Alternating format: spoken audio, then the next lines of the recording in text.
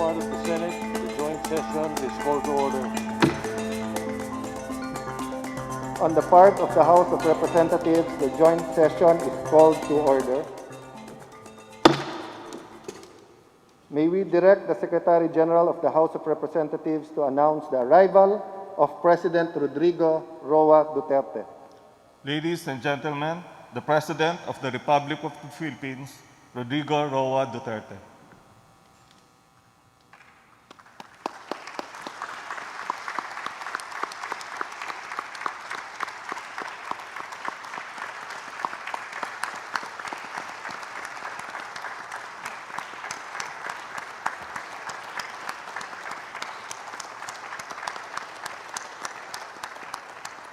Please rise for the nation's prayer.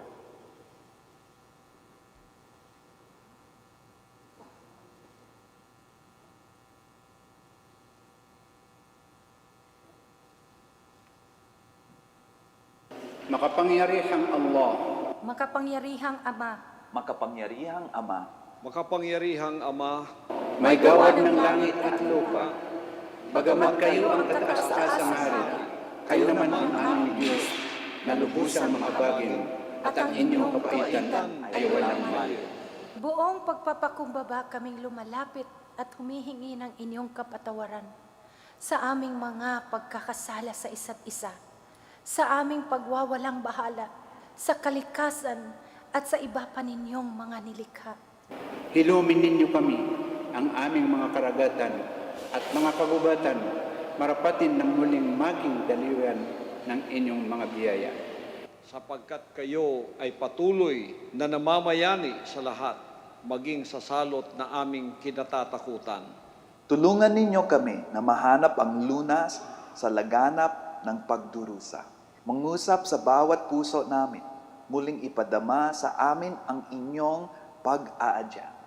Patatagin ninyo ang mga kumakalinga sa mga may sakit, ang mga patuloy na nangangailangan sa amin, gantipalaan at pagpalain ang mga tumutulong sa nangangailangan, nang sila ay patuloy na tumatalima sa inyong pahiwatig. Itinatalaga namin sa inyong patnubay ang aming Pangulo, Mga namumuno sa pamahalaan at pribadong sektor, Pagbuklo rin kami sa pagharap sa mga hamong darating. Nang may pag-asa at katatagan ng pananampalataya. sa dulot ninyong laya at tagumpay. sapagkat kayo ang aming dakila at kakamahang Panginoon, at ang inyong kaharian ay walang hanggan. Ipinagkatiwala sa inyo ang aming bayan, sa inyong pagmamahal, hinihiling ang aming kaligtasan. Siya nawa. Please remain standing for the singing of the Philippine National Anthem.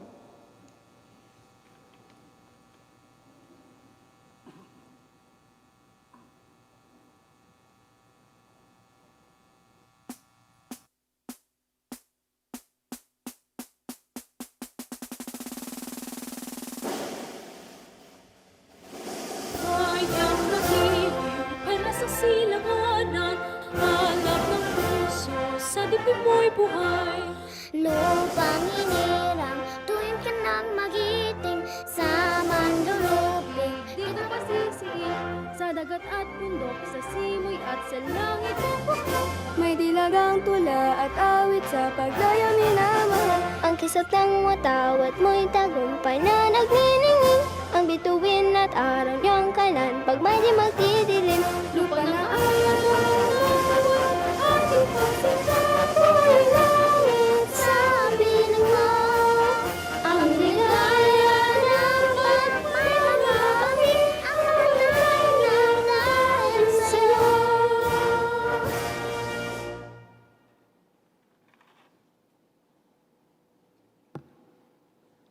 Ladies and gentlemen, honorable members of Congress, the President of the Republic of the Philippines, Rodrigo Roa Duterte.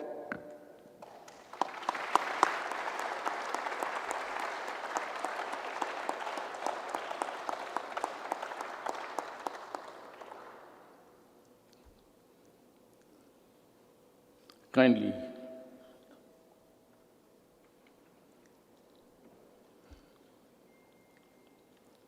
Senate President Vicente Soto III, and the honorable members of the Senate, House Speaker Alan Peter Cayetano, and the honorable members of the House of Representatives, Vice President Maria Leonor Robredo, former Presidents Joseph Ejercito Estrada and Gloria Macapagal Arroyo, Chief Justice Diosdado Peralta, and the Justices of the Supreme Court, His Excellency Munter Mahfoud Salim Almantre, and the esteemed members of the Diplomatic Corps, Executive Secretary Salvador Mindaldia, and the members of the Cabinet, mga mahal kong kababayan.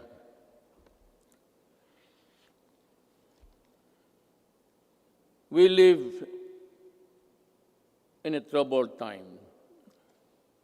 A dream of prosperity for our country was suddenly snuffed by a pandemic virulent virus. No nation was spared.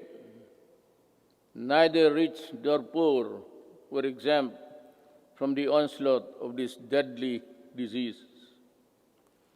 But let us not despair. The vaccine is around the corner. Sooner and not later, the virus that gobbled up thousands of lives will itself be laid to rest. In the meantime, let us express the nation's gratitude to those who courageously and willingly put their lives on the line to serve the people and country. We share the griefs of their families, and no amount of tears can compensate their great losses. My countrymen, it is sad that while government focuses its attention resources to battle the coronavirus, there are those who take advantage of a preoccupied government. One of them is Senator Frank Dillon. In an interview, he arrogantly mentioned, among others, that oligarchs need not be rich. Then he linked the anti-dynasty system with oligarchy, and the topic was my daughter and son. This happened after the Committee of Franchise voted 70-11 to deny the grant of franchise to ABS-CBN. Obviously, he was defending the Lopezes, that they are not oligarchs. Great wealth enable economic elites and corporations to influence public policy to their advantage. Media is a powerful tool in the hands of oligarchs like the Lopezes, who use their media outlets in their battles with political figures. I am a casualty of the Lopezes during the 2016 election. The dealers and purveyors of illegal drugs, hiding in the shadow of COVID-19, have stepped up their activities. The amount of shabu valued at millions of pesos seized during police operations speak volumes of the enormity and the weight of the problem that we bear. The corrupt, the grafters, and the influence peddlers also take advantage of their fear and confusion that coronavirus generates the financial and material assistance of government to the unemployed, the sick, and the destitute, running into billions of pesos, are not spared from corruption and ineptitude.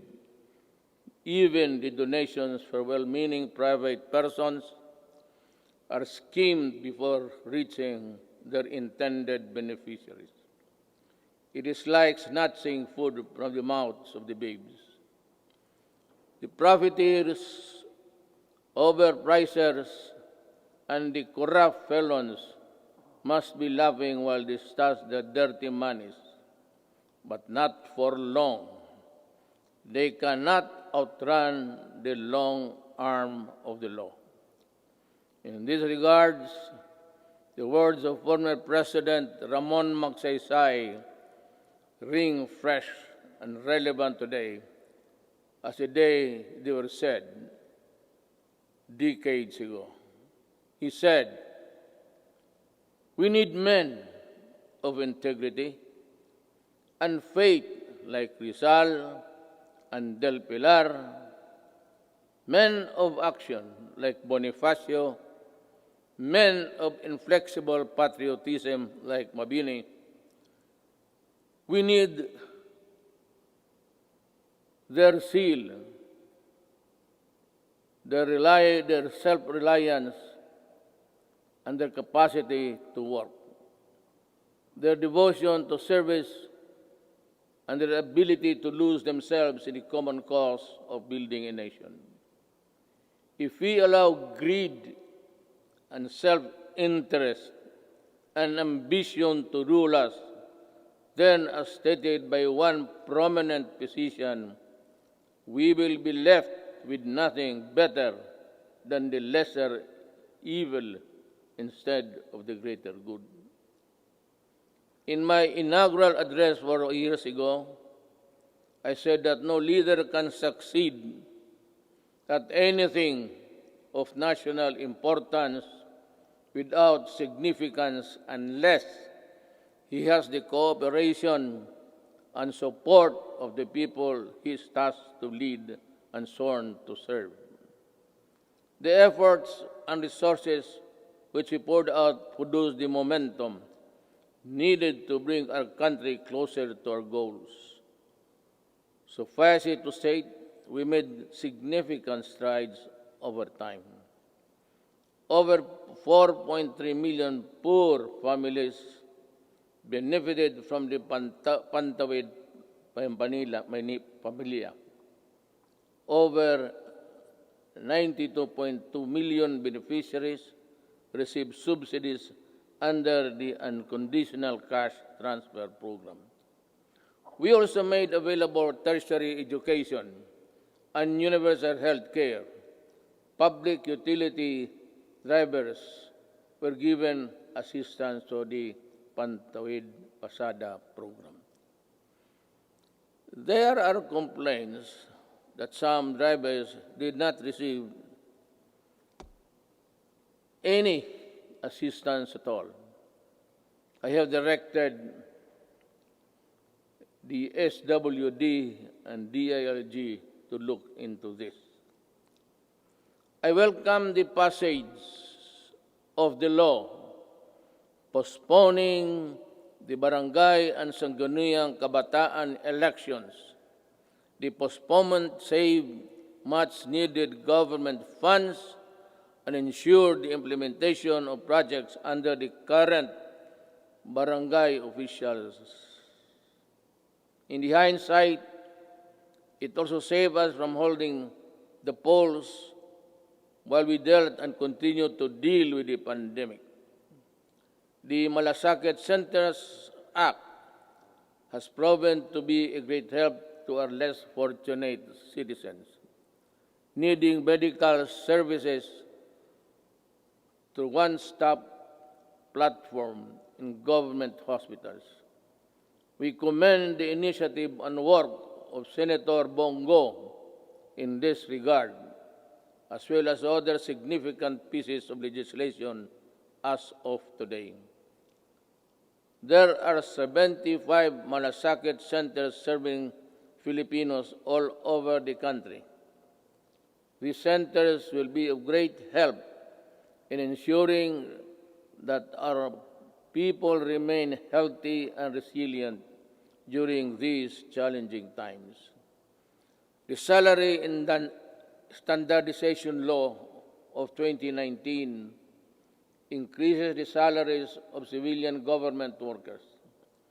I hope that this law will inspire our government workers to perform better and encourage young, brilliant citizens to join public service. I appreciate the law of establishing the National Academy of Sports. We can now give our deserving student athletes the training and the support they need to excel in their chosen field of endeavors. With the commitment of key members of Congress, the Executive Department, the FISGOC, or the Philippine Sports Commission, and the Philippine Olympic Committee, we're bound together with one vision to host the 30th Southeast Asian Games. Our athletes prevailed. More than that, we fostered pride, patriotism, genuine sportsmanship, and camaraderie in our South Asian brothers and sisters. Indeed, we won as one. To our business community and the general public, we assure you that the landmark ease of doing business and efficient government service delivery act has been gaining momentum. We are closer to eliminating over-regulation in government services. Frontline processes, including consular services, processing of building and business permits, and the services of overseas Filipinos and seafarers were streamlined. Passports and driver's license validity were lengthened to ease the burden of the public. We received a BBB plus credit rating despite ASEAN credit rating downgrades and negative outlook revisions worldwide.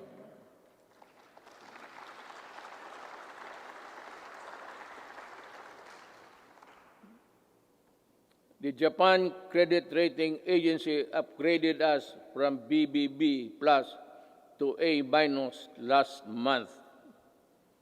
Meanwhile, Moody's has affirmed and maintained the country's ratings at Baa2 rather.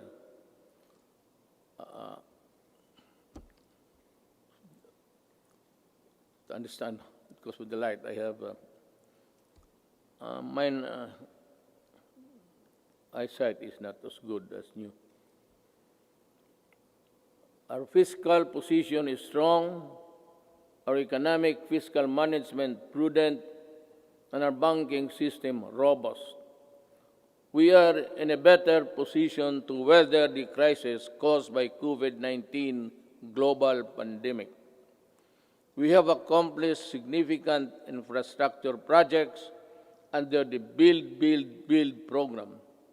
I will not dwell lengthily on the nitty-gritty of our infrastructure accomplishments. Now, lest I bore you. Instead, we will release a comprehensive written report of our collective milestones and the details of accomplishments that remind us that perseverance, patience, determination will help us move forward even in the most difficult times.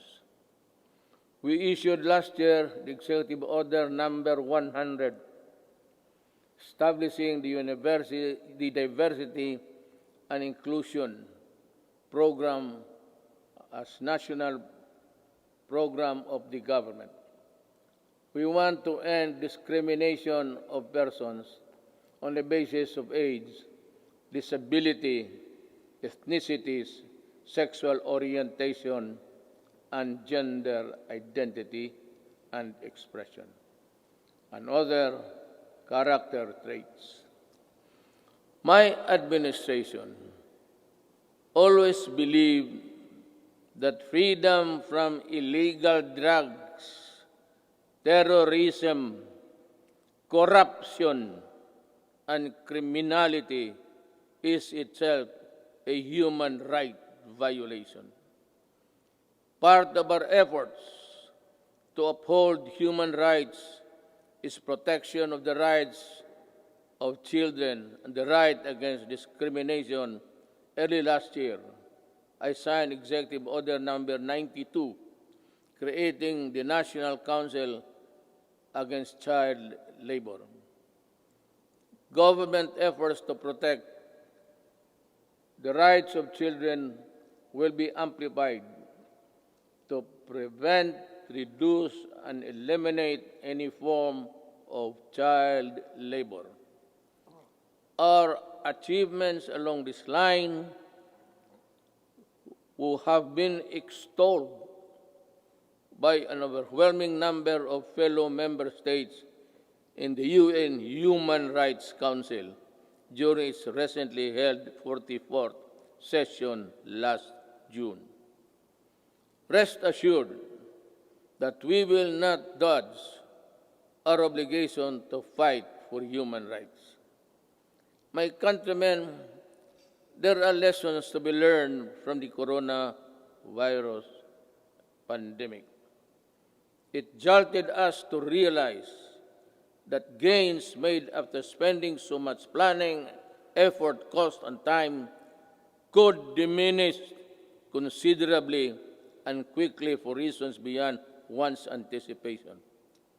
That it is much easier to destroy than build. That in a crisis of national proportion that affects every aspect of human life, government needs to have the support and cooperation of the people if it is to succeed in battling the cause of that crisis. That there are people who ask for compassion but show none themselves. That life, after all, is fickle, like the weather. The gains we achieved for the first 3.5 years were put to a test when the pandemic suddenly struck the global community. While I am aware that the road towards a comfortable life would all be far easy if the pandemic had not occurred, and around the rest of the world we suffered.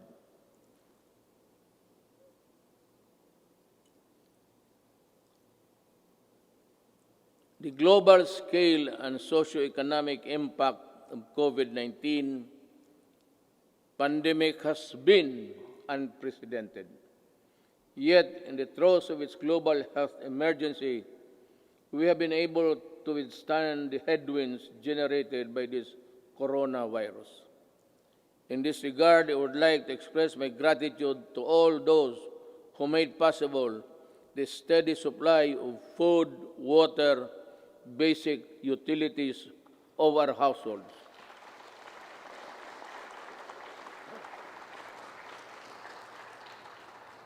And the provisions of basic social services and financial assistance to our people. Our profound gratitude goes to everyone who helped keep our country's food supply chain running. The valiant soldiers, policemen, and security guards who kept peace and order in our community. The dedicated personnel who kept our essential establishments operational. You showed us kindness and selflessness. You gave us strength. You risked your own lives to serve the greater good in keeping the Filipino spirit of bayanihan.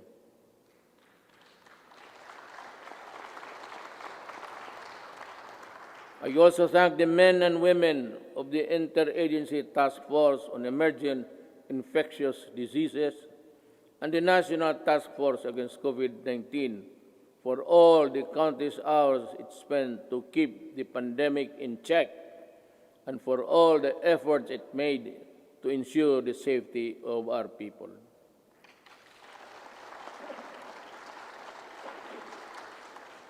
Let me also recognize the efforts of the local government units that step up and initiated their own response measures to contain effects of COVID-19 and its impact to their constituents have been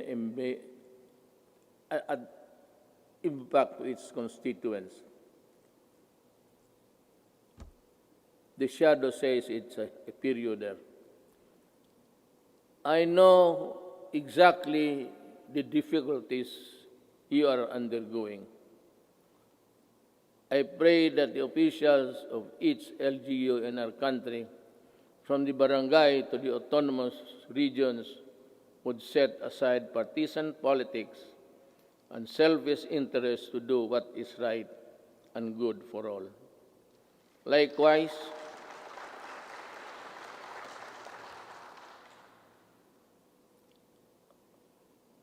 I likewise issued Executive Order Number 104, which imposed ceilings on retail prices of at least 133 drugs and medicines and directed a continuous review of the retail prices of others. This proved to be providential now that we are facing a pandemic. To everyone who helped us in this time of great need, maraming salamat po.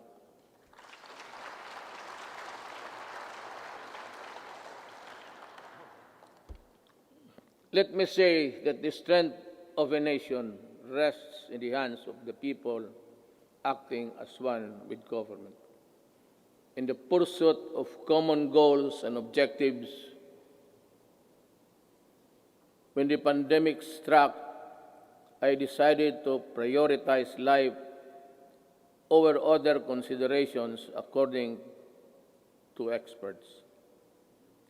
The intervention that the government had put in place prevented as much as 1.3 to 3.5 million infections. To me, even if the numbers were much lower, it would still be and would have been worth the sacrifice we made. Buhay muna bago lahat. We initially encountered difficulties ramping up our testing capacity.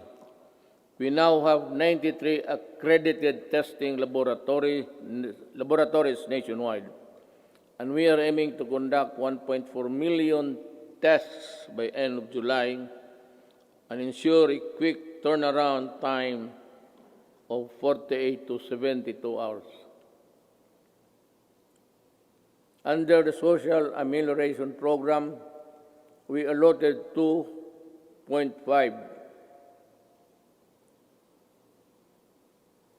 billion to 2.5 billion for poor and low-income households who were affected during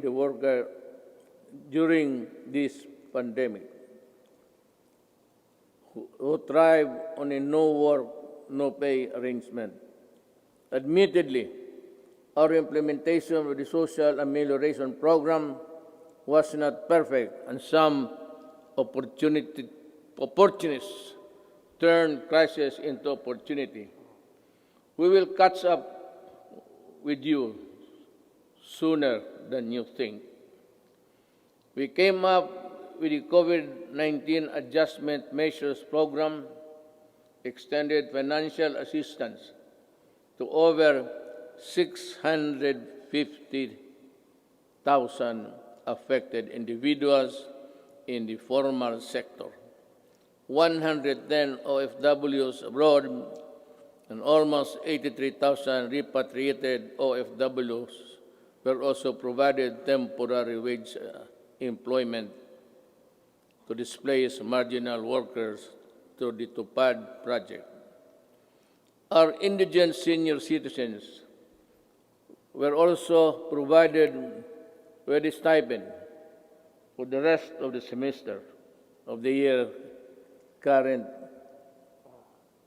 year. This health emergency stretched government's resources to its limits. In response to the Office of the President worked closely with Congress for the quick passage of the Bayanihan to Heal as One Act. May I again reiterate my thanks to you, the men and women of Congress, for the effort you invested in passing that law. I hope that we can get some or the same treatment of clarity, purpose, and the fastness to support the passage of the Bayanihan Recover to Act as One, which is supplement funds for recovery and response against the impact of COVID-19 pandemic. We must facilitate the country's economic recovery.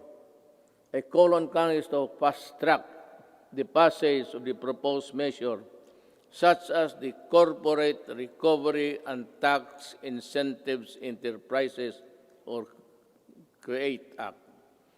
This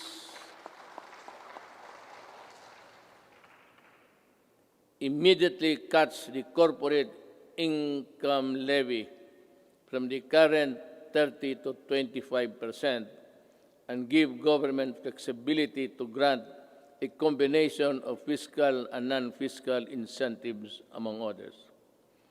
The Financial Institutions Strategic Transfer, or First Act, will set up mechanisms allowing banks and other financial institutions to dispose of and transfer non-performing assets and loans to asset management companies similar to the special purpose vehicles. Our economic managers have seen infrastructure investment as an effective tool to help spur high growth, attract investments, create jobs, and achieve financial inclusion for all Filipinos. The DBP has resumed the construction of the North Luzon Expressway Harbor Link, the NLEX-SLEX connector, the Cavite-Laguna Expressway, the Metro Manila Skyway Stage 3, the R1 Bridge Project, the Tarlac-Pangasinan-La Union Expressway Project, and the Subic-Freeport Expressway Project, to name a few. To realize the maximum benefit from the country's investments, the infrastructure projects under the Build, Build, Build program, which are labor and capital intensive, are not mere springboard to the country's swift recovery pandemic. They are economic benefits to be distributed to all corners of the country and push sustainable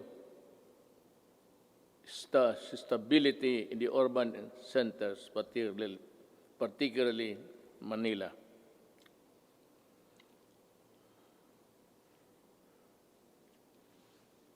The TESTA launched online mode of livelihood and skills training.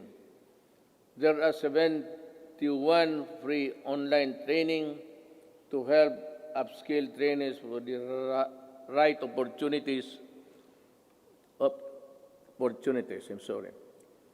I asked TESDA to come up with special training programs to retool our OFWs so they can find employment opportunities here and at home.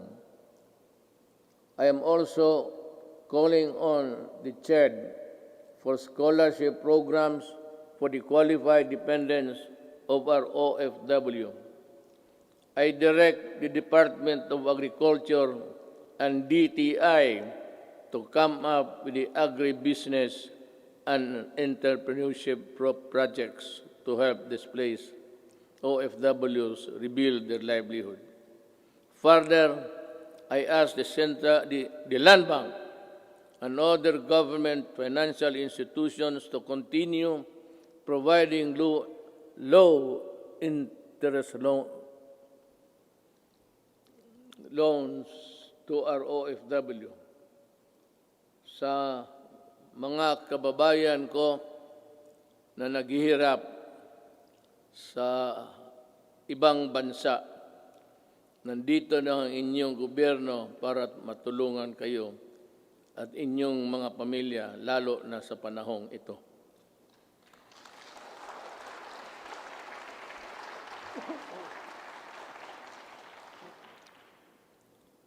The government will intensify its efforts to help businesses, especially micro, small, and medium enterprises, or MSMEs, by providing responsive government assistance and services capitalization and business operation support as we adapt to the next normal. Nananawagan po ako sa ating mga lessors. Nananawagan po ako sa ating mga lessors. Malasakit at bayanihan po ang sana ang pairalin natin ngayon. This is not the time to drive away laces.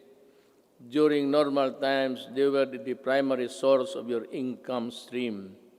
Now, it's time to be fair and compassionate. Come up with an amenable arrangement with your tenants. Huwag po natin silang pagtabuyan, tanggalin ang tubig, kuryente at bubong. Commercial establishments are requested to give grace periods to allow deferment of payments, especially for MSMEs that were forced to close down during the quarantine period. Let us help them recover.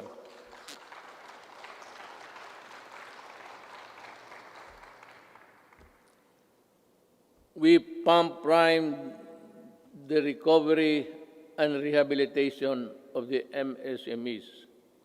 The DTI to the Small Business Corporation set up the Philippine 1 billion COVID assistance to restart enterprises or CARES program to provide zero-interest loans for MSMEs affected by the pandemic as of July 10, 2020.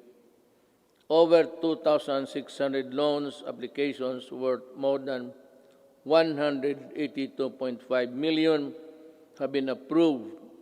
We are optimistic that this initiative will help our MSMEs stabilize and recover from their losses.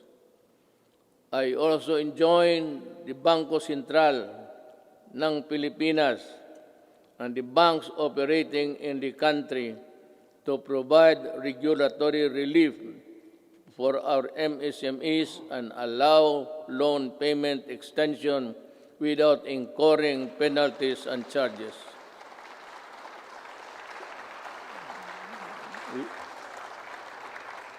We need your help to prevent the collapse of companies saddled with accumulated amortization and payables caused by closure of their businesses at the height of the strict quarantine periods.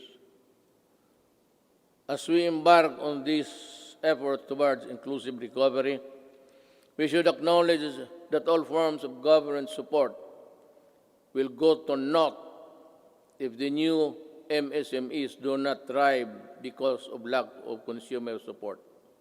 Ito ang panahon para suportahan natin ang ating mga kababayan na nagnegosyo at gumawa ng mga produktong sariling atin. In the same manner, in tourism and recreation industries, which are among the hardest hit by the pandemic, count on our full support while we slowly try to put the fun back in your local travels. The national government agencies and LGUs must harmonize their policies to boost tourism, ensuring everyone's well-being. We enjoin our people to help boost the economy by traveling locally.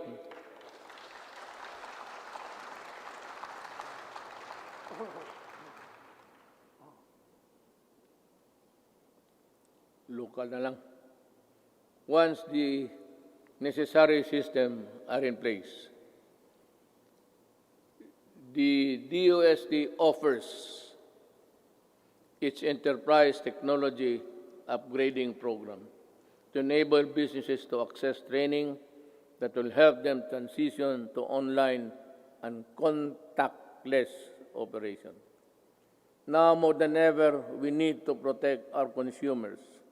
I direct the Department of Trade and Industry to ensure the empowerment of Filipinos on consumer rights and coordinate strategies between public and private organizations in building a fair, safe, resilient, and sustainable economy.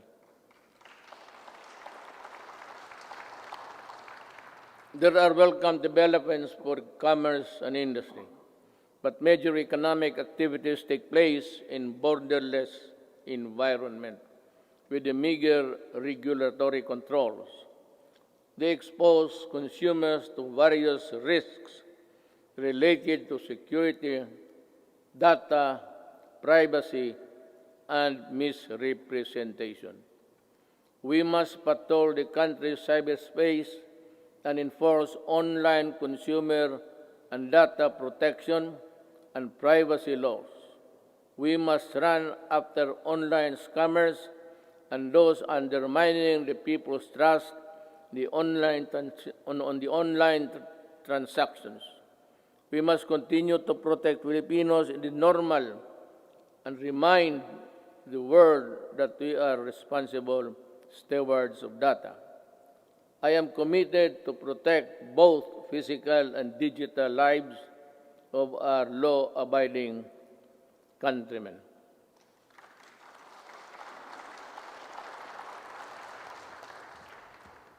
The national government shall lead the way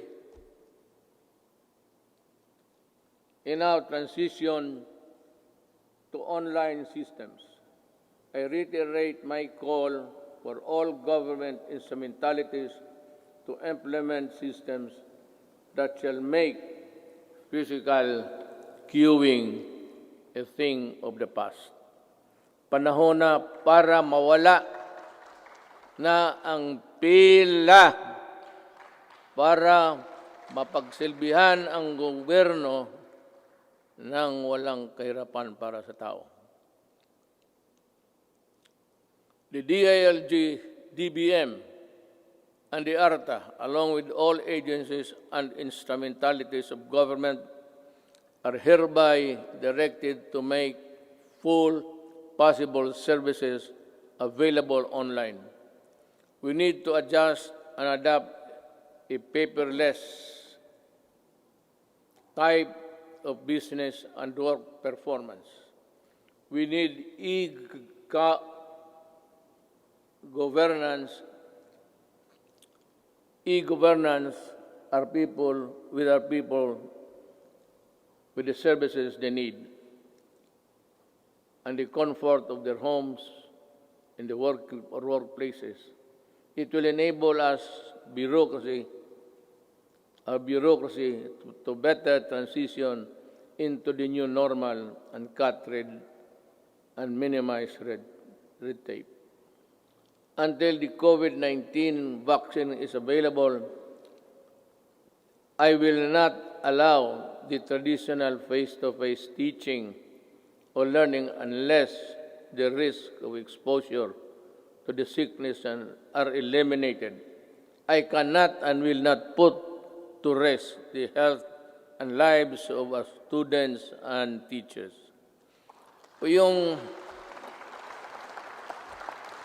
About 2 weeks ago, I seem to have said that I would allow the face-to-face classes to resume. But we were talking actually of January, because my thinking is that by September, we would have the vaccine.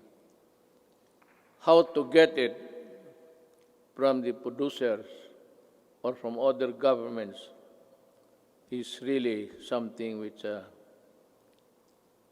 we have to deal with, because everyone, it's a global need, and everyone will go for it. But let me just mention it in passing that about 4 days ago, I made a plea to President Xi Jinping that if they have the vaccine, can they allow us to be one of the first, or if it's needed, if we have to buy it, that we will be granted credit so that we can normalize as fast as possible. Life that is lost is lost forever. Courses that are not substantial can be supplemented. Education that is delayed can be recovered. We must implement online learning, modular learning, and TV and radio-based broadcasts, which students coming from different backgrounds can avail.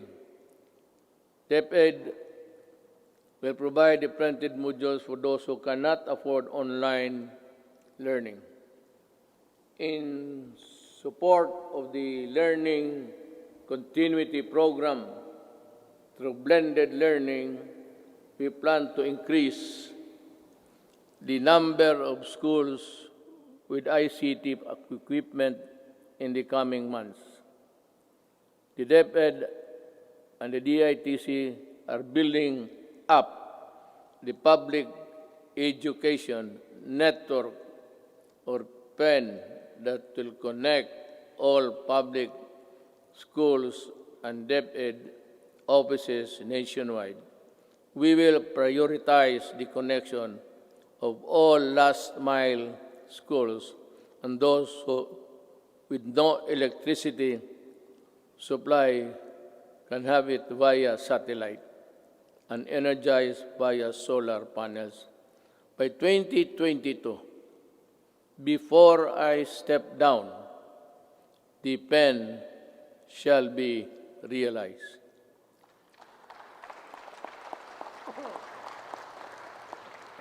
I'm referring to the program. I will do it. TV frequencies reverted back to government for whatever cause or reason shall not be used exclusively to the exclusion of other persons or other dummies to cope up with the demand of the next normal. This will be used to provide uninterrupted quality education to our children in our shift to e-learning. I am directing Secretary Guevara, Secretary De La Peña, and Secretary Onasan, in collaboration with Secretary Briones and Secretary Abisado, together with Secretary Dominguez, to come up with an integrated program and implementation mechanism to ensure that these TV frequencies are fully utilized by government to the facilities of the PTB4 for the utmost benefit of the Filipino people.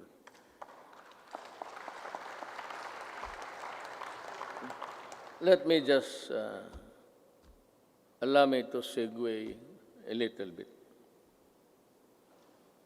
For the remaining 2 years of my term, all that is good that belongs to government, whether it be the airwaves, whether it be the lines, or whatever that is good for the people, will belong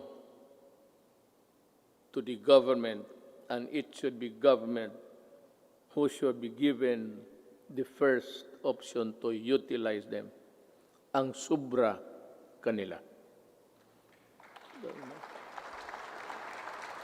I call on our communication companies to improve their services lest we be forced to take drastic steps to address the less than deal service that the public is getting from you. Alam mo, sisingit na lang ako dito. I am sometimes you are a government pictured to be weak and incompetent because we cannot really force our mandate. Alam mo itong nagbibigay ng mga public services, you better improve. Huwag naman ninyo kaming pahintayin 10 taon bago kami makakamit ng mga services that the other countries are enjoying. If it's just a question of added capitalization or the infusion of money, go and look for it. Maghanap kayo, because if you are not ready to improve,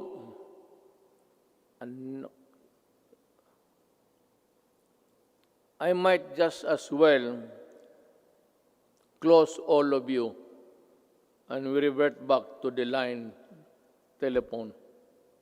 At kukunin ko yan, i-expropriate ko sa gobyerno. Alam mo itong, I'll be straight, smart, pati itong globe, ilang taon na ito? At ang sagot palagi sa akin, the party cannot be reached. Nasaan pala pumunta yung yawa na yun?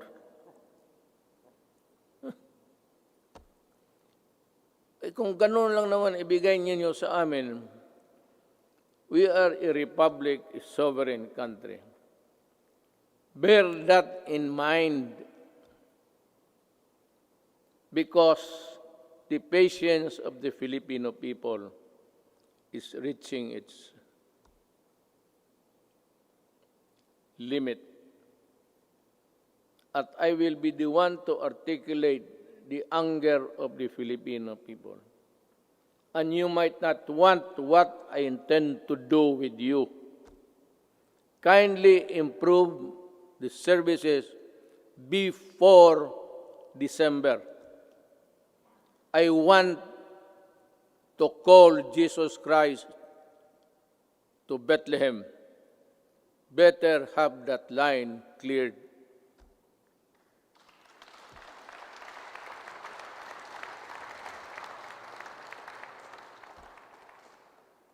Alam sa totoo ng adre na po, na ako sa inyo.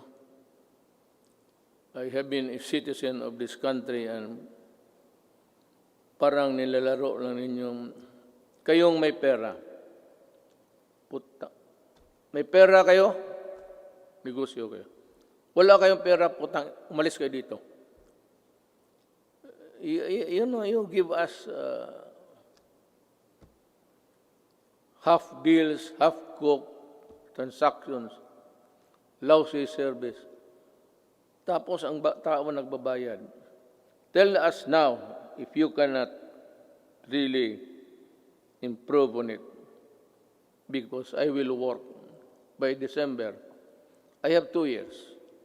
The next 2 years will be spent improving the telecommunications of this country without you.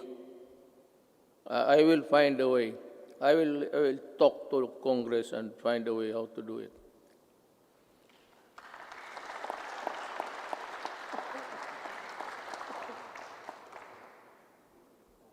Last year, I said that distributing economic business activities is imperative to our country's sustained and equitable growth. Today, I reiterate that statement. I issued Administrative Order Number 18, directing concerned agencies to strengthen the development of special economic zones in areas outside Metro Manila.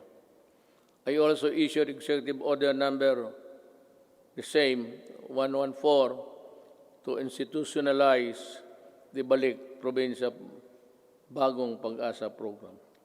This consolidates and refocuses existing economic and social welfare programs, activities, and projects toward the countryside. It is also an international agency council headed by Executive Secretary Salvador Medaldia, which will create a framework for the effective implementation of the project. Kung hindi ninyo ako naiintindihan sa sinabasa ko, mas lalo ako.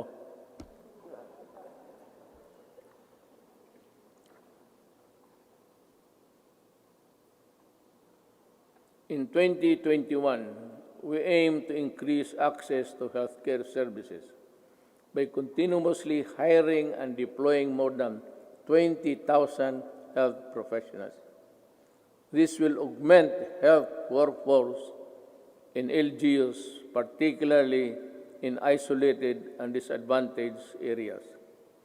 We will implement projects to establish and improve barangay health stations, rural health units, and other healthcare facilities. And we will need to address internal security. We are pursuing a whole-of-the-nation approach to bring peace and order, development in the countryside. We need to provide intervention and implement the Barangay Development Program. This will provide cleared and threatened communities. This refers to a program where the armed forces would play a vital role in the one nation approach. This is what it's meant by this. And that every agency of the government, including the armed forces of the Philippines, should participate. And I am aware of the skirmishes and the assassination of our soldiers.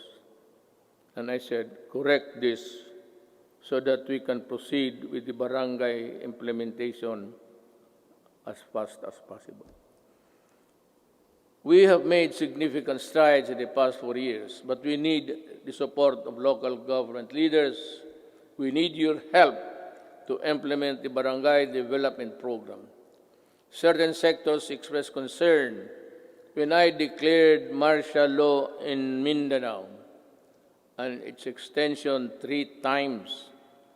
But 2019 ended without my office requesting any further extension. Martial law in Mindanao ended without abuses by the civilian sector, by the police, by the military. It ended because this time I know that they know how to love the country. I thank Congress for the support to this administration programs. Congress has been very productive, but much more remains to be done. You know, actually, my speech, if we followed it carefully, it's all a plea to Congress to do this, to do that, to make a law or craft a whatever.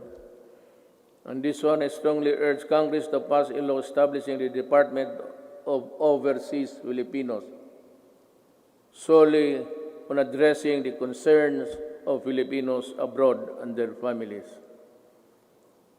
I reiterate this swift passage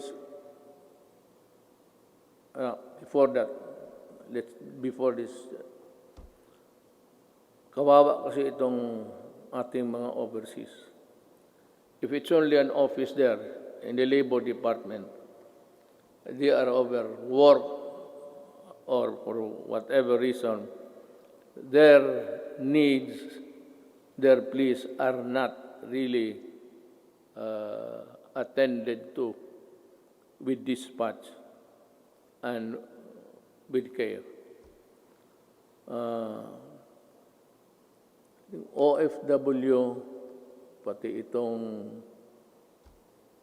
ano ngayon, ito yung sinabi ko kanina, I will go for it. We will need it to help them.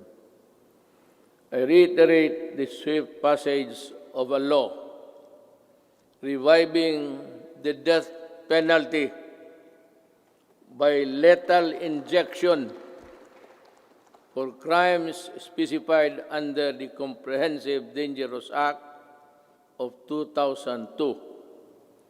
I did not hear so much clapping, so I presume that they are not interested. Wala kang...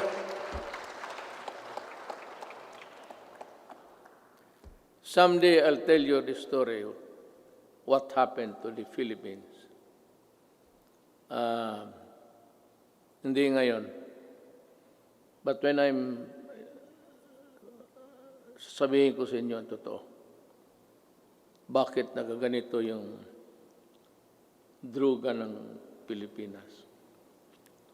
Why the drug syndicates continue to operate just like the countries of Colombia, Mexico, and it is being played inside the national penitentiaries. Para tayong talagang binababoy tayo. Sabihin ko sa inyo. But this is not a time for storytelling. Sona kasi ito. So, dito na. This law will not only help us deter criminality, but also save our children from the dangers posed by the illegal and dangerous drugs. May I be allowed with the indulgence of the body? Itong bakit talaga ako galit sa droga. Let us make this a semi-formal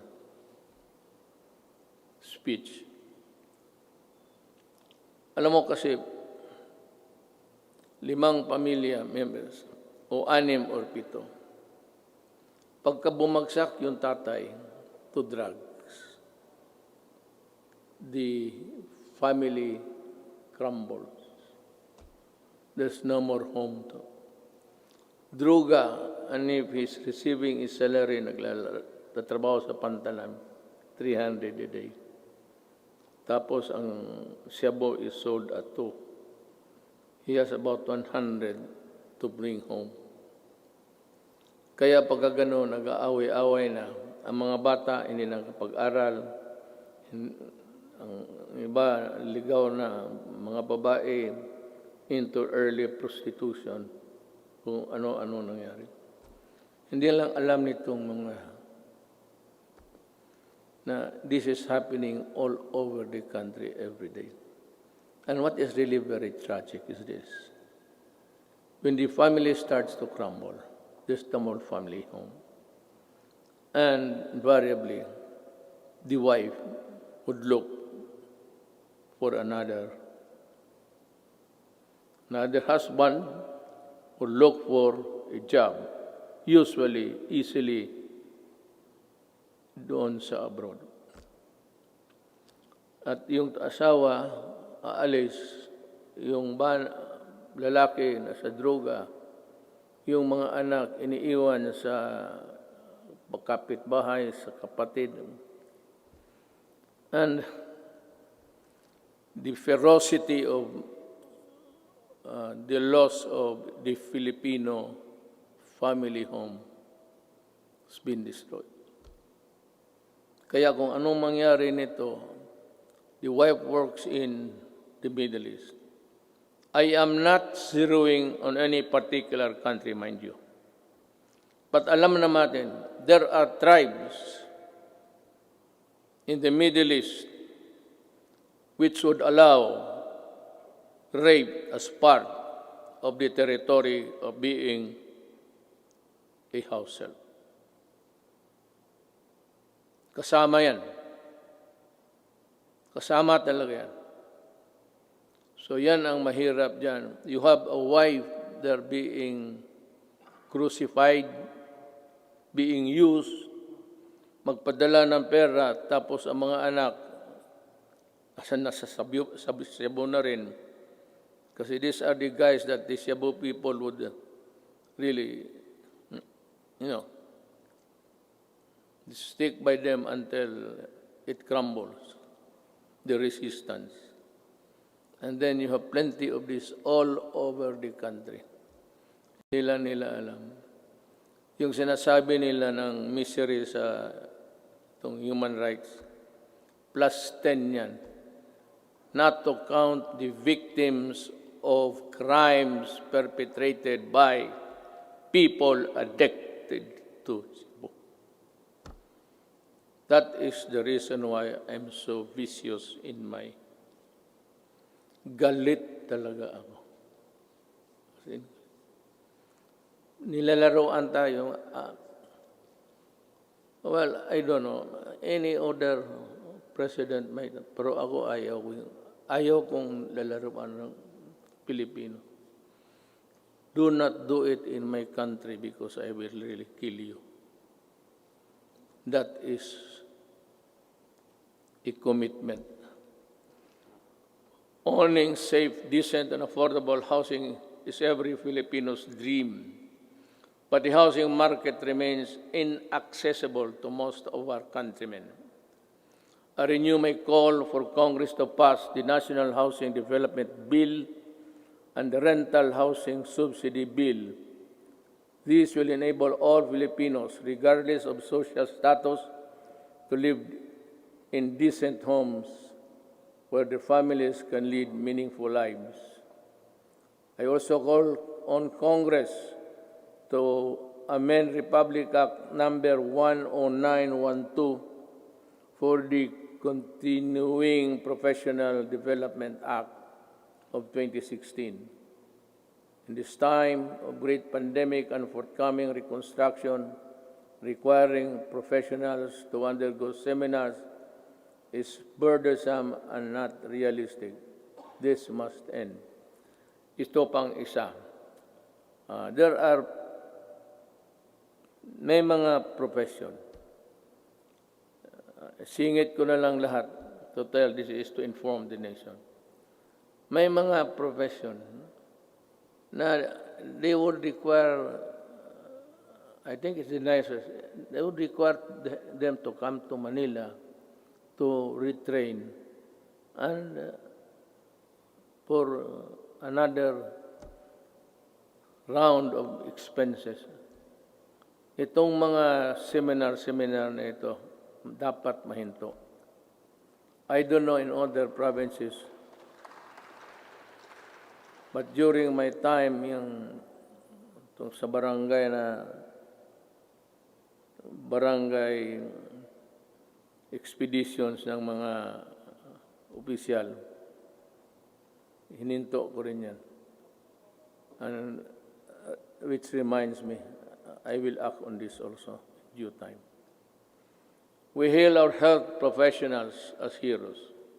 Now is the time to pass the Advanced Nursing Nursing Education Act and the law instituting the Medical Reserve Corps. COVID-19 will not only be the last pandemic. We need to create National Disease Prevention Management Authority to better respond to future outbreaks. We count on Congress to full support.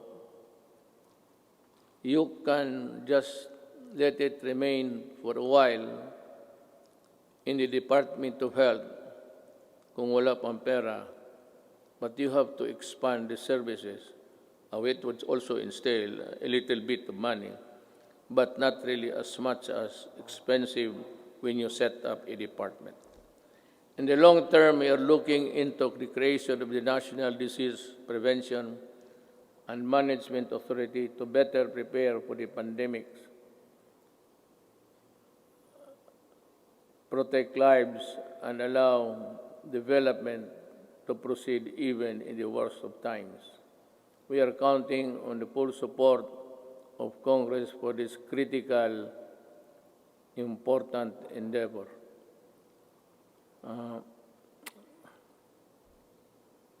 I don't know, but I leave it to Congress to really. It's another department. There seems that it could be a multi-layer, redundant thing between the health and the proposed department. I call on Congress to prioritize the passage of a law for the unified system of separation, retirement, and pension, and of the military and uniformed personnel without, however, diminishing the benefits that our uniformed personnel are entitled to under existing laws. There is a need to adjust the pension system, which will be applicable only to the newly hired uniformed personnel, so as not to cause a ballooning effect against the budget of the military in the years to come, and yet maintain the pension benefits those already in service under the present law. This issue needs a solution now. Umpisa natin ngayon para hindi na maging problema sa sunod na mga taon.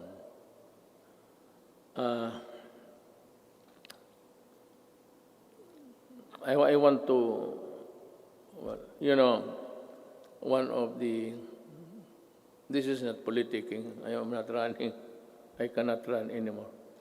Yung dinoble ko yung sweldo ng police pati army, it was really a clarion call para for them also to have a decent life and that they're able to get the things which ordinarily cannot be reached by any government employee. Ang akin doon is yung corruption. That maybe it might be a vain attempt, but maybe dagdagan ng sweldo para it would be a hedge against corruption. We must also modernize the Bureau of Fire Protection and the Bureau of Immigration with urgency. Alam mo, sa Davao, and if you go there, I can show you. One of the serviceable trucks, fire trucks, that we have in the city of Davao. Of course, ang city meron ng sarili aside from the Bureau of Fire, which is really national. Meron yung Bureau of Fire, would you believe it, serviceable still. Ang pangalan ng truck is Studebaker. Ang katawan, ang talagang matatag ang katawan. Kaya ang makina isuso. Pero okay pa rin. It can put out.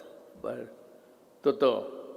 This is how this Bureau of Fire issue medyo na overlook natin ng matagal. I emphasize the creation of the Department of Disaster Resilience and our people's safety, which cannot be delegated to any council or commission. Equally important is the establishment of evacuation center in every city, province, municipality throughout the country. We must act before another major disaster shakes into action. Problem is disaster and even a fire. This cannot be made a study for projection when the earthquake would suddenly come and make a big crack there. Hindi natin alam talaga. Ang ibig kong sabihin, this will require more than just one brainwork kung paano talaga itong how to prevent or avoid disaster. It would be, by the way, just before starting, I was tempted to say it, pero baka magtindigan kayo. It will be all right for me if Bongo will just stay. Wala akong problema. Sabi ko na this piece of speech of mine would be one of the longest sonas that I will deliver. Nakita ko yung page pagbigay sa akin. Yung ibang input akin. Pati yung iba lahat. Ang nangyari po, binalik ko sa kanila. Make it short. Pagbalik sa akin, mas makapal na. Nandyan na ngayon. Ito na ngayon. The responsible extraction and equitable distribution of natural resources remain among my non-negotiables. I reiterate the need for the passage of the National Land Use Act, which has been pending for decades. Pakisilip lang ho ninyo yan. For the rest of my term, I hope to see concerted efforts in protecting the environment. The rehabilitation of Boracay Island showcased our resolve to safeguard the environment.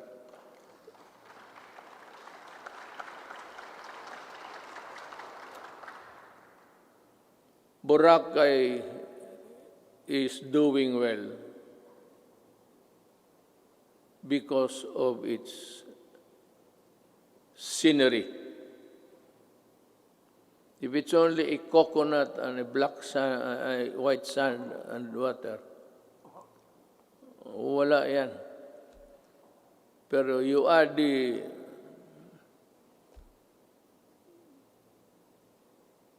visitors there, then it becomes a very tempting destination.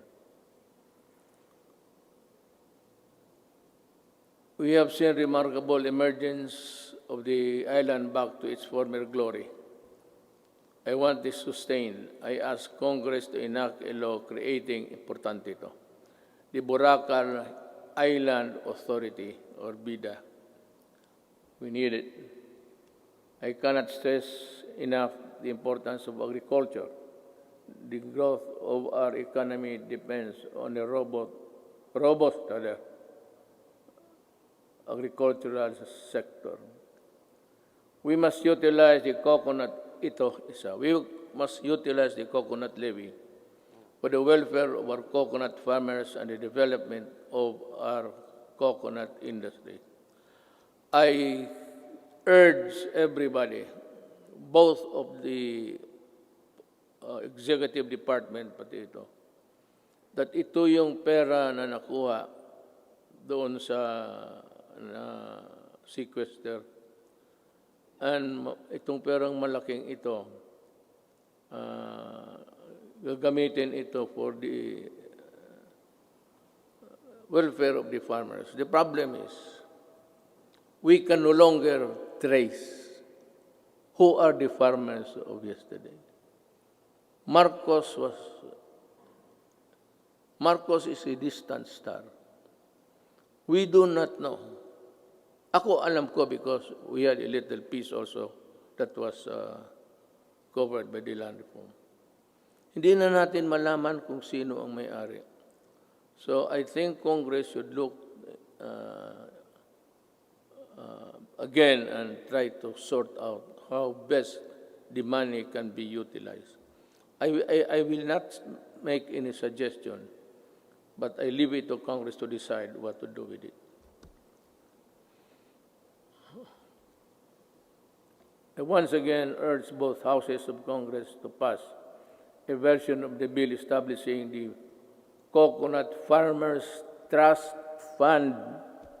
Tulungan natin ang ating mga magsasaka pagka hindi mawawala yung pera, bilyon yan. Diyos ko po. Well, anyway, we have learned so many lessons along the way. I am also requesting Congress to pass the Rural, Agricultural, and Fisheries Development Financing System Act. We aim to provide adequate, accessible, and affordable food for every Filipino through the Plant program. After the build, I think this is easier to achieve. A few good men,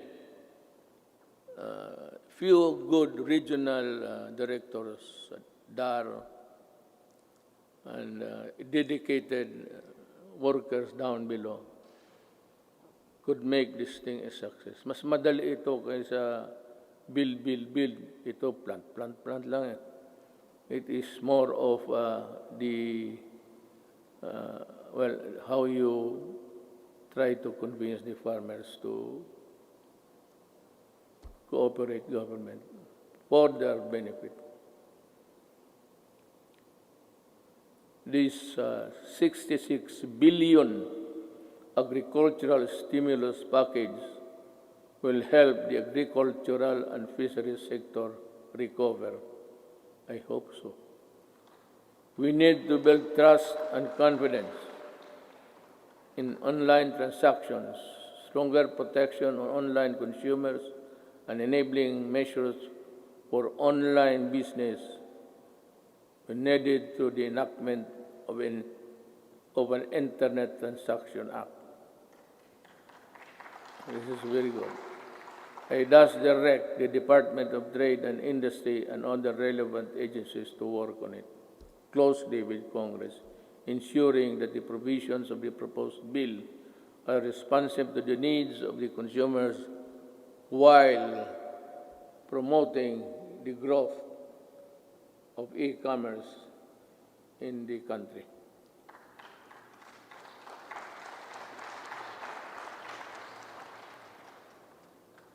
If you are tired of clapping, you just say so I can make a shortcut. Pabilisan lang yun. On the path of better governance, we travel with other partners, both old and new, have helped bolstering the antiquated public health system, for bringing home a load of Filipinos overseas, for filling in supply gaps for crucial medical supplies and equipment and staple food. For these and many more, the Philippines thanks all friendly nations. We will never forget your kindness and your timely support. Within ASEAN and beyond the Philippines, we will continue to work with partners to address global perils and ramp up cooperation to secure for our peoples greater peace, progress, and prosperity. The Filipino nation claims its rightful place in a community of sovereign states. Thus, we will continue to pursue an independent foreign policy. Let me be very clear about this. May I cut my prepared speech? Alam mo, I read a little over 3 weeks or last month na the Americans intends to go back to Subic. I'll just put on record my thoughts. I have nothing against America. I have nothing against China. But if you put bases here, you double the spectacle of a most destructive thing. Just like Manila during the Second World War, during the retaking of this city, it was one of the most devastated cities in the world. Ayang maglagay-lagay ka ng base at this time. This will ensure, if war breaks out, because there would be atomic arsenals brought in, this will ensure the extinction of the Filipino race. We work without fail to protect our rights in the South China Sea, neither beholden nor a pawn to anyone. We broaden the boundaries of Philippine diplomacy. We build productive ties with everyone willing to engage us on the basis of equality and mutual respect. And we redefined our relationships with our most important partners, placing the country in a far better position to advance our interests in an evolving regional order and emerging global problems. Now,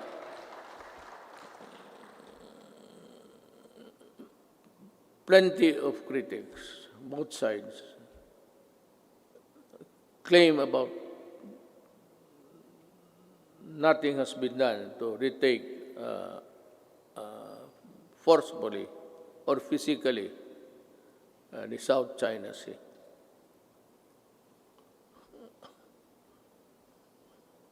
Alam mo, unless we are prepared to go to war, I would suggest that we better just call off and treat this, I said, with the diplomatic endeavors. China is claiming it. We are claiming it. China has the arms.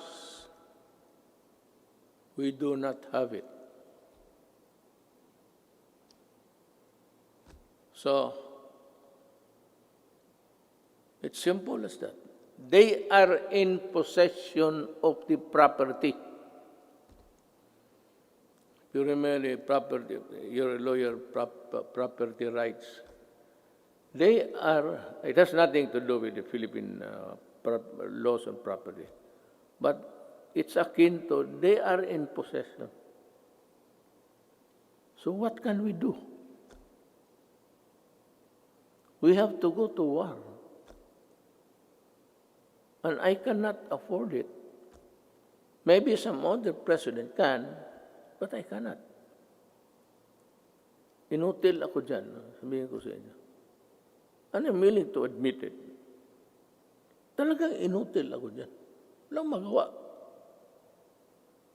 I cannot.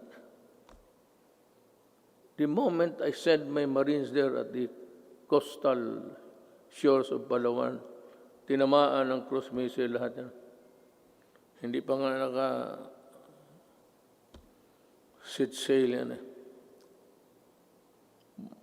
Sabog na. Let me see again that the victory in a global battle against COVID-19 would take longer than we expect. Everyone's cooperation is needed. I know that you have, the Filipino people, have sacrificed a lot, but we have no other choice but to work together and to do even more. I must admit that our actions have been far from perfect. Totoo yan. I admit it. And there could be improvements here and there. But all of us in government, including myself, assure you that we will not stop until we get things right and better for you. I know that many of you are worried not only about health and safety, but also about our ability to move around and ride public transportation. The depletion of your savings due to the rising cost of goods and the loss of your incomes due to uncertainties in your jobs and livelihood, I assure you that your government will address squarely these problems and challenges to overcome them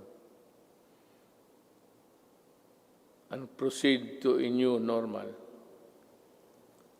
Marami ho talagang mawawalaan ng those for a middle income. They buy a car on installment basis. You cannot keep up with the amortization. You lose it. You lose the car. And you are forced to ride on public utilities. Concomitantly, didiretso rin itong mga kriminal na rarami at crimes will increase. But let me assure you, for as long as I am president, there can never be a runaway crime in any of our cities. Hindi ako papayag na gano'n. I can assure you, we will remain peaceful. Relatively peaceful. Hindi naman very peaceful. Pero kung sabihin mo na kagaya ng hold up dito, hold up, alam naman nila kung anong mangyari. You know what will happen to you. I am addressing myself to the criminals. You commit hold-ups, you commit rape, you commit all sorts of things, and you harm the public, then kaaway mo na ako. Pag bumalik kayo sa dati, kagaya noon, patong-patong na naman ang patay dito. Sigurado, hahanapin ko kayo. Do not ever go back to your old ways. Maghanap na lang kayo ng anong trabaho dyan. Magtiis kayo. To open up the economy to pre-COVID-19 levels at this time is not an option because whatever good it can produce will only be gobbled up or be outweighed by the bad it will generate sometimes. Haste makes waste. The recent upsurge of infection, when you open little windows of resumption of business, is proof of that. I am happy that I have talked to you today.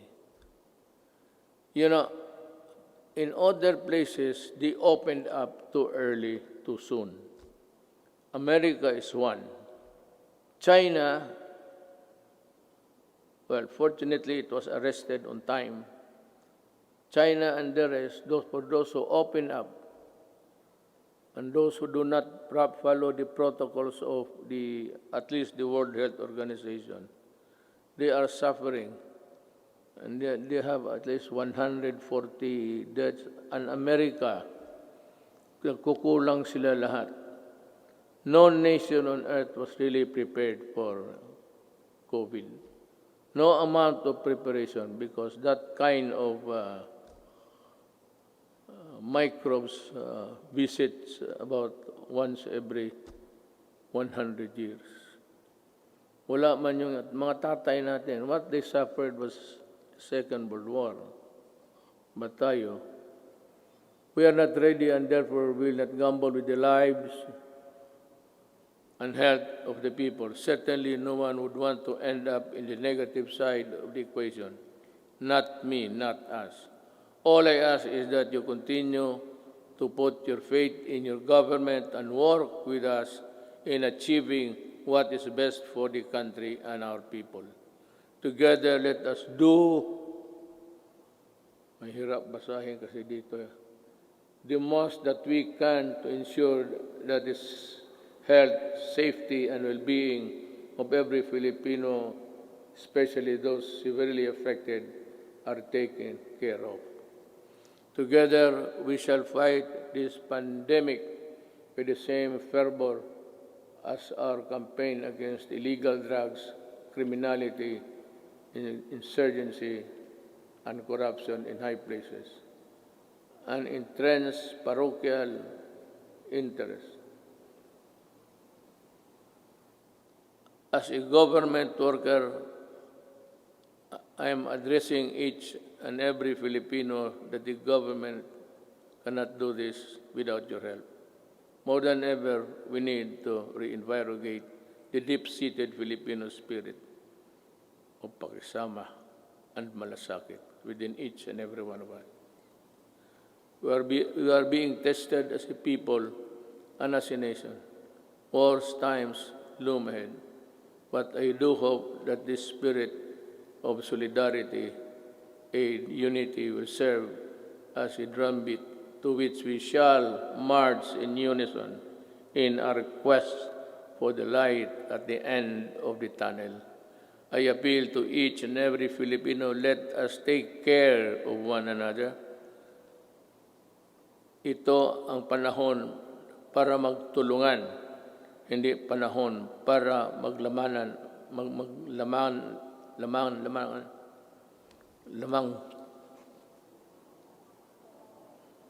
mamang dila ko. Hindi maglamang at pagkakaisa. My faith in the Filipino innate patience, resilience, and determination to bounce back is unwavering. Let us share our blessings with those who have little and those who have none. This is the time to bring out the best in us.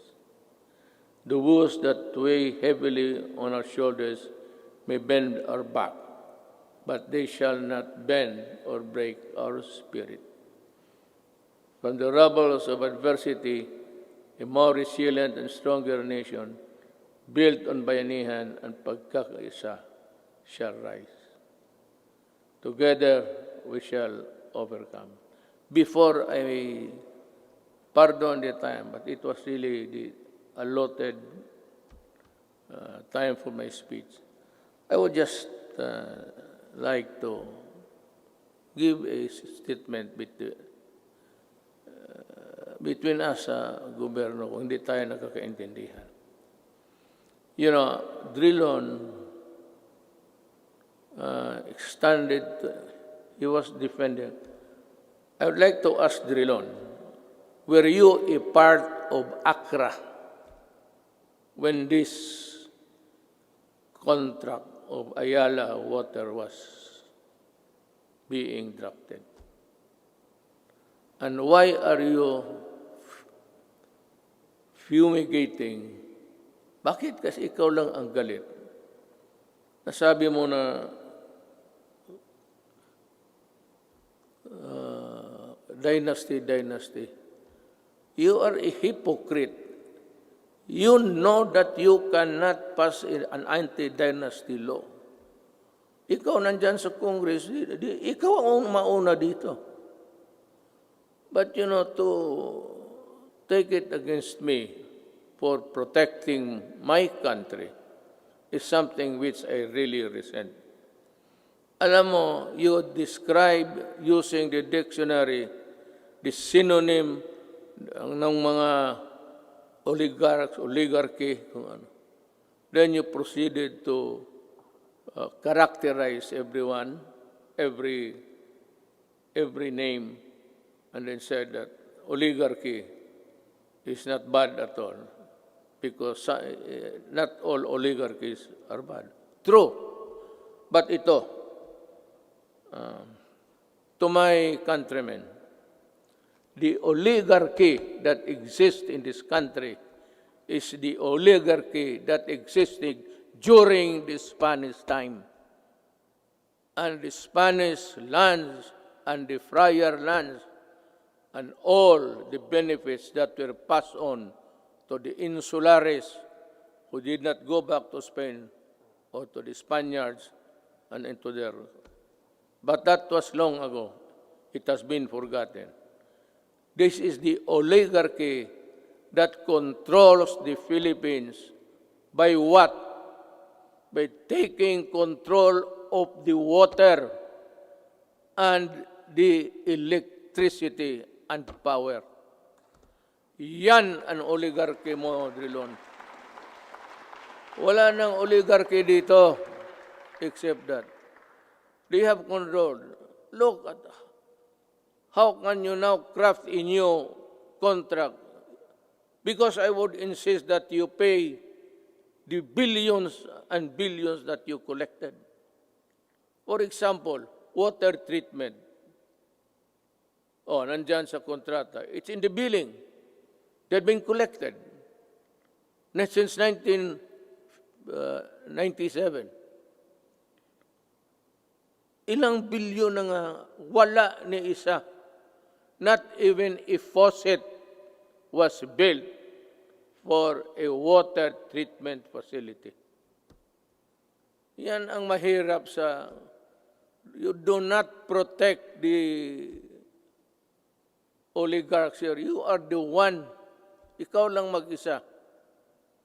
And I suspect that you were also the one or help when you were there in the Accra. We do not even know ang mga abogado sa public documents. Hindi nga alam. Hindi natin alam kung nakagraduate ba o hindi. Wala. Would you think Ayala would get the services of those? Ayala got Accra. Accra did it. Ikaw galing ka doon. Most of you, more successful lawyers sa corporation. You handle big corporate. Yan ang mahirap. O, bangga tayo dito.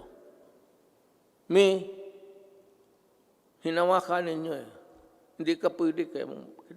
Kita mo, noong nag-increase, walang tubig, pinuputol yung tubig. Ang tao, bumigay kasi hindi pwede yung tayo hindi maligo. Hindi uminom. Electricity, ayaw mo mag-increase. O ayan, wala ka.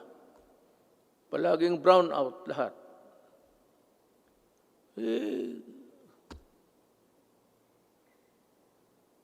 I'm sorry, but I have to say this to you.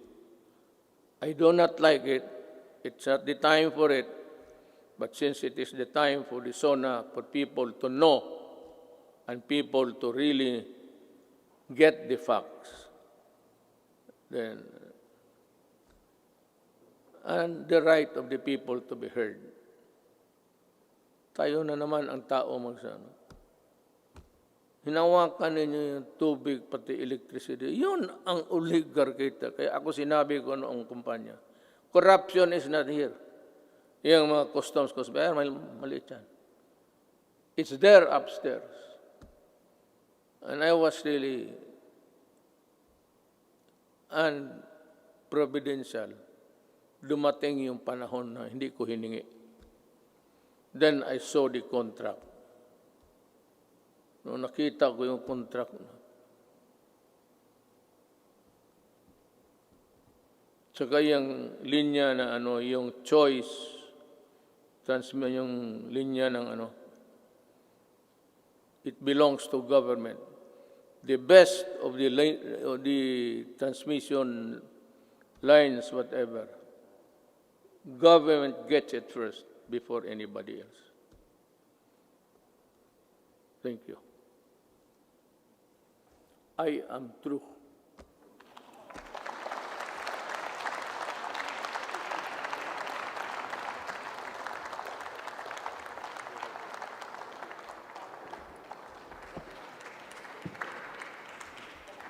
On the part of the Senate, the joint session is adjourned. On the part of the House of Representatives, the joint session is adjourned.